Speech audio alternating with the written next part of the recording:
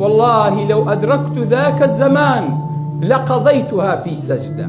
والله يقل بقما أو تمنى أو شر صالة ليك سجدة بريكم. ئافرەتێک کوڕێکی جوانە مەرگی مردووە. تەمەنی چەند بووە؟ تەمەنی 25 ساڵ بووە.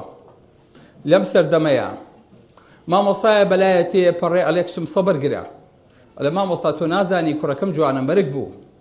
هەموو تەمەنی 25 ساڵ بوو، بوخشەی نەکراوە بوو، تازە پێگەیش گەنج بوو. مامۆستا پێڵێ ئەلێکشم سەبر گرە و دڵت خۆش بێ، ئومەتێک دوای ئێمە دێن هەموو تەمەنیان 5 ساڵە. یعنی چی هەموو تەمەنیان 5 ساڵە؟ یعنی ئەوەی کە لە ئادەمەوە هەتا ئێمە تەمەن هاتووە. تەمەن کورد بۆتەوە لە 1000 ساڵی ئادەم و 950 ساڵی نوحەوە، تەمەنی ئێمە نزیکی بۆ بە 70 ساڵ. ئەگەر زەمن هەمان کات تێپەڕکات و بگەینە ئەخیری قیامەت، تەمەنی ئینسانەکانە بێ بە 5 ساڵ. کامەی زۆر زۆر پیرە، کامەی زۆر تەمەنەکات 5 ساڵەژی. مناڵی و گەورەبوون و خوێندن و باڵغبوون و ژنهێنان و دنیا بەجێهێشتنی هەر هەمووی 5 ساڵە بێ. چکە وردە وردە تەمەن کەمەکات. ئادەم 1000 ساڵ بوو، 10 قەرنی فەرق بوو لەگەڵ نوحا، بوو بە 950. وردە وردە تەمەن کەمی کرد، هەموو قەرنێک تەمەنی ئینسان ساڵێک بۆ 5 ساڵ کەمەکە. ئێمە سەیری باو باپیری خۆمان کەین، لە ئێمە زیاتر ژیاون. ئێمەش وردە وردە ئەم تەمەنە هاتۆ بۆ ئێرە.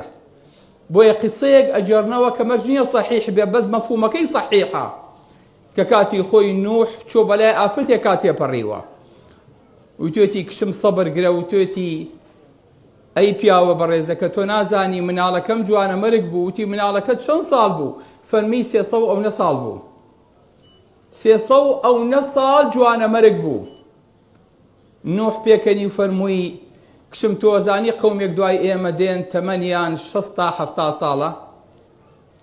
ئافرەتەکە قسەیەکی جوانی فەرمووی والله لو أدركت ذاك الزمان لقضيتها في سجدة. والله ئەگەر بگەمە ئەو تەمەنە ئەو 6 ساڵە لە یەک سوزدەیە بەڕێیەکەم. ئەوە گەیشتی، ئەوە ئێمەین کە ئەو 60-70 ساڵە بوو کە نوح و ئافرەتەکەش گاڵتەیان پێ هات. ئەگەر زەمەنیش هەروە بخڵێتەوە، تەمەنی ئینسانە بە 5 ساڵ. ئەو قسەیە هەڵگرن. تەمەن وردە وردە باڵای ئینسان و تەمەنی ئینسان کورتەکە. ئەگەر بڵێن ئینسانانێک دێ تەمەنیان 5 ساڵاڵێن چی؟ ئەلە وەڵای ئەنجا چم لە عەمرە و لە حەج و مەکە لە یەکە و مەڵای نایەمەوە هەتاوەکو خواجان مەکێشێ. وەڵا ئەچمە بزگەوتێکەوە لی دەرناچم هەتاوەکو ڕۆحم دەرەچێ. بەس بەو خوایە تەمەنە بێ بە 5 ساڵ و ئینسانەکانیش هەر هەڵپەیانە، هەر وەکو ئێمە کۆڵ نایەن، هەر وەکو ئێمە ڕاکەڕاکیانە.